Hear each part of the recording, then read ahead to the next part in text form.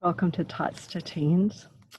This is the fourth in a series of 7 responsibilities that God gives to us as parents. I'm sure your precious children are almost perfect, but you may find on very rare occasions that you may need to discipline them. There is a little poem, if you remember, it said there was a little girl who had a little curl right in the middle of her forehead. And when she was good, she was very, very good. But when she was bad, she was horrid. We're going to be talking about discipline. And I want to contrast first the difference between discipline and punishment. And we're going to be talking about discipline. So let me just explain punishment first. Punishment focuses on past misdeeds, things that we have done wrong. But I want to illustrate from the scriptures how Jesus used the word punishment. In Matthew 25:46, it said, "These will go away into eternal punishment, but the righteous into eternal life." And then in 2 Peter 2:9, it says, "Then the Lord knows how to rescue the godly from temptation and to keep the unrighteous under punishment for the day of judgment." Nahum 1:3 says, "The Lord is slow to anger and great in power, and the Lord will by no means leave the guilty unpunished." These are really heavy verses, but they're right there in the scriptures. But just hang with me. It says in Isaiah 53:5-6, "But he was pierced through for our transgressions. He was crushed for our iniquities, and the chastening of our well-being fell upon him, and by his scourging we are healed. All of us, like sheep, have gone astray. Each of us has turned to his own way. But the Lord has caused the iniquity of us all to fall on him." And this is speaking of the Messiah who was to come, which of course we learn later is Jesus, God the Son. Isaiah 53:10-12 says, "But the Lord was pleased to crush him, putting him to grief, if he would render himself as a guilt offering." Jesus has made himself a guilt offering for us, as he will bear their iniquities, because he poured out himself to death and was numbered with the transgressors, yet he himself bore the sin of many and interceded for the transgressors. These are very heavy verses. And so I listen as I continue. But God always says what he means, and he means what he says. He also says in Romans chapter 3 that there's none righteous, no, not one. Therefore, we're all guilty, every single one of us, and we all deserve punishment. And that is the good news of the gospel, that Jesus Christ, God the Son, has taken our punishment upon himself, and he died for us. He took our death penalty. John 3:16 says, "For God so loved the world that he gave his only begotten Son, that whoever believes on him shall have eternal life." In John 1:12, it will explain to you how to become a child of God and be born into God's family. It says, "To as many as received him and accepted him as their guilt payment." It says, "For whoever received him, to them he gives the right to become children of God, even to those who believe in his name." God disciplines his children. Hebrews 12:4-12. I'm just going to read some verses here. It says, "My son, do not regard lightly the discipline of the Lord, nor faint when you are reproved by him. For those whom the Lord loves, he disciplines, and he scourges every son whom he receives. It is for discipline that you endure. God deals with you as with sons. For what son is there whom his father does not discipline?" God's expectation of a parent, of a father, is to discipline their children.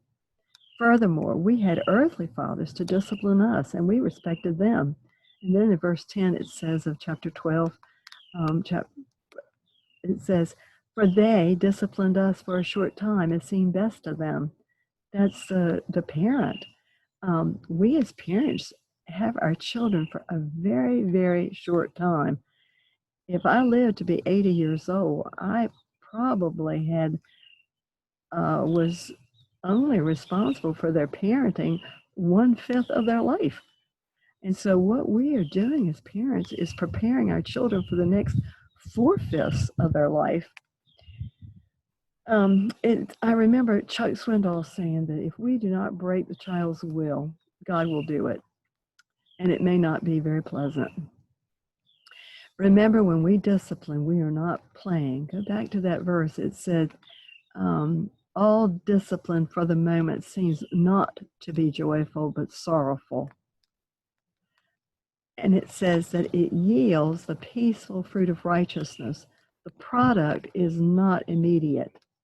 This is not a sweet little no.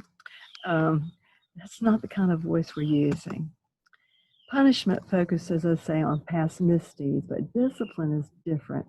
Discipline is focused on the future so that our children will walk righteously. Our responsibility as a parent is to discipline so that they'll be able to discipline themselves and to make right decisions. At the earliest time, we shift the responsibility of their decision-making to them. I remember this very distinctly. When I was a young mother, I was out in San Bernardino, California, at the headquarters for what is now known as Crew. And I was following this lady up the hill back to the conference center, and she had her little girl in tow, and the little girl was misbehaving in some way. I can't remember how, but I remember her saying to her, and she said her name, and she said, "You have a decision to make." And she gave her the consequences of her obedience and the consequences of her disobedience. And she left the decision up to her. As I recall, the little girl walked on up the hill without any more incident, because she knew that her mother meant what she said. Anyway, but I want you to know that God sets before the children of Israel and the consequences, and it was a biblical model. In Deuteronomy 28, verses 1 and 2, it says, "Now it shall be, if you diligently obey the Lord your God, be careful to do all he commands, which I command you today, the Lord will set you on high above all the nations of the earth, and all these blessings will come upon you and overtake you if you obey the Lord your God." And then if you go down farther in that passage in chapter 28, he gives the consequences of their disobedience and the curses that will come upon them. Some things God teaches forthrightly, but some things are to be learned via principles and examples of God's parenting methods. Generations come and generations go, but the principles remain. Daniel was a young man who had been taken into captivity into Iraq, which is now modern day Iraq. He was in Babylon at the time, and he was apart from his parents. He was a young man of 14 or 15, but he had already internalized making good decisions. It says in chapter 1, verse 8, "But Daniel made up his mind that he would not defile himself with the king's choice food or with the wine which he drank. And so he sought permission from the commander of the officials that he might not defile himself." He knew, he had been instructed by his parents on what he was to eat as a young Jewish boy. And he made up his mind that he was going to be obedient, even if he was not in the presence of his parents. Now, the second thing I want you to know is that to have authority, you have to be under authority. And we're the authority figure for our children. In Matthew 8, 9 through 11, this is said, and it says, "For I also," and this was a man who was he was a centurion. He had soldiers under him. He says, "For I am a man under authority with soldiers under me. And I say to this one, go, and he goes. And to another, come, and he comes. And to my slave, do this, and he does it." Well, he understood authority. And he understood that because he was under authority, he had authority over his soldiers. So you might ask yourself these questions about being under authority. Have you, as an act of your will, placed yourself under the authority of Jesus Christ and what he says in his word? Have you, as an act of your will, acknowledged that he is your master and that you'll do as he says? Because this is key. You will chafe under any other authority figure unless you have first placed yourself under the authority of Jesus Christ and his word. This is an example of someone who is under the authority of God. This is in Daniel also, and it is chapter verse chapter 11, verse 32. But the people who know their God will display strength and take action. I love that verse. We display action when action needs to be taken, and we do it right then. With children, it has to be taken even when you're too tired. You don't want to deal with it. You can never let it go. You must be consistent. Consistency early in the child's life will pay off. Correction becomes less necessary the older they get. And I think more and more I'm understanding why God instructed older women to encourage young women to love their husbands, love their children, and be keepers at home. Because that way they can be consistent. They will teach obedience because of their love for their children.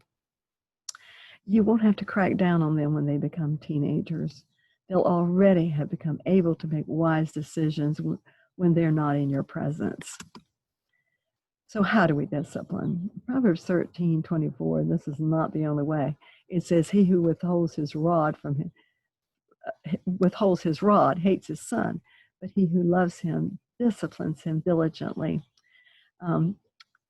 It is told that I intentionally dropped a spoon, apparently when I was still in my high chair.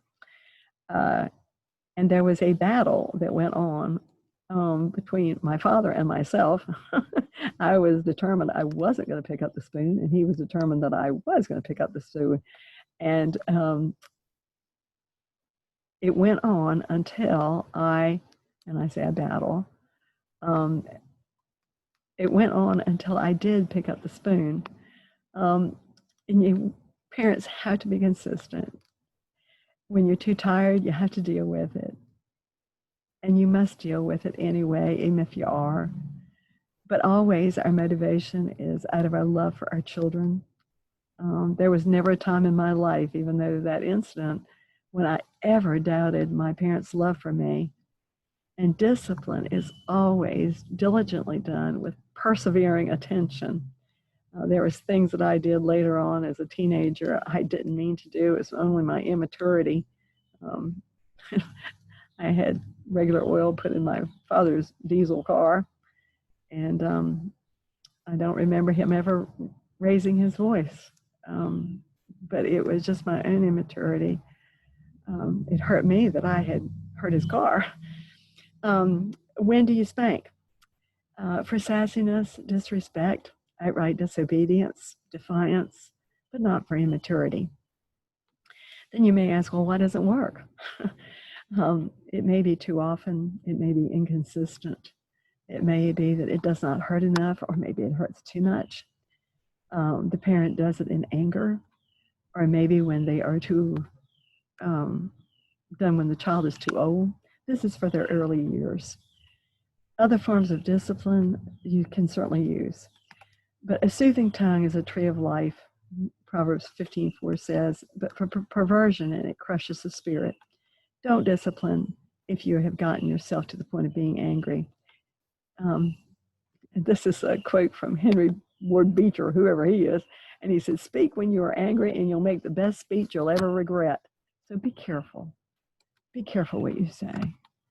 You can, this is another quote, it's not, I thought it was really good. You can't get rid of a bad temper by losing it. But this is really a good word too. An apology is a super glue of life. It can repair just about anything. Have as few rules as possible. These are just some little tips.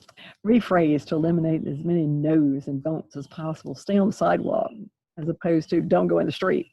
Be careful to always treat your child with respect. And I can't reinforce that enough.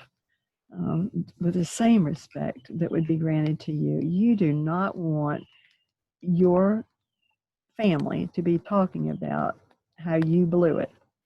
It says love covers a sin, covers our transgressions. And so I want to love my child and cover his transgressions. I don't want the whole world knowing about how bad he was and what he did or what she did. And so don't go telling those things to other people. It's not necessary, and it's certainly disrespectful to that child. Be careful not to embarrass them in front of their peers. this is one I think is very important. Treat the first events most severely. This is an example from Joshua chapter 7 when the children of Israel were going into the promised land and they were instructed to wipe out everything. And this man took some things that he wasn't supposed to take, and it said that therefore the anger of the Lord burned against the sons of Israel. Well, if you go on down later in that passage, severe action was taken against this man and because of what he had done. It is the first offense as they went into the promised land. Just some other things you need to know is that delayed obedience is not obedience. This 1, 2, 3 thing that parents used to do, I don't know whether they still do it or not, but it just all it did was tell the child how far he could go before you went over to do anything. Incomplete or partial obedience is not obedience. And then there's another little thing in the scriptures that it teaches when God was parenting his children. He said obedience is better than sacrifice, and the way that comes off with parents is your little child may be doing something so sweet and nice for you that keeps them from obeying you. Well, that's not obedience. And what you rather have is, I know that's nice, but I want you to obey me right now. Always say what you mean and mean what you say. God does. If you don't mean it, don't say it. In the past few years, I was working with a group of children in an elementary school, and I had something very important I wanted to say to the children, and I had instructed them as to how I wanted them to sit up and pay attention to me and to look at me. And this one little boy just didn't do it. He disobeyed me, and I immediately said to one of the adults, take him out. And I had something important to say. I didn't want him to be a distraction. And so what happened was that child, it was rather quick, but that little child really did respect me after that. Then sometimes a minimal approach is best. So with that said, James 1 verses 5 through 6 says, but if any man lacks wisdom, let him ask of God, who gives generously without reproach, and it will be given to him. But we must ask in faith without any doubting, for the one who doubts is like the surf of the sea, driven and tossed by the wind. When you get up in the morning and you're spending some time with God and praising him for his goodness and his kindness to get you through the night, and for the roof over your head, and all, just ask him for wisdom as you discipline your children. You don't know what's going to come along during the day. So that you would know exactly how to handle it, and then trust him that he's going to give you the discipline, the wisdom. Parenting is hard work, because it really is so daily. It's an incredible responsibility and such a wonderful joy. Nothing has brought us any more joy than our children, not only when they were growing up in those every stage of their life, but even now as adults, it's wonderful to have children, and it's wonderful to have grandchildren. I hope these things will be helpful to you. As David said this morning at breakfast, as I was talking about recording this, he said, what do we know? What we really knew, very, very little. So with that said, thank you for listening. Thank you for, I hope these things, as I say, will be helpful.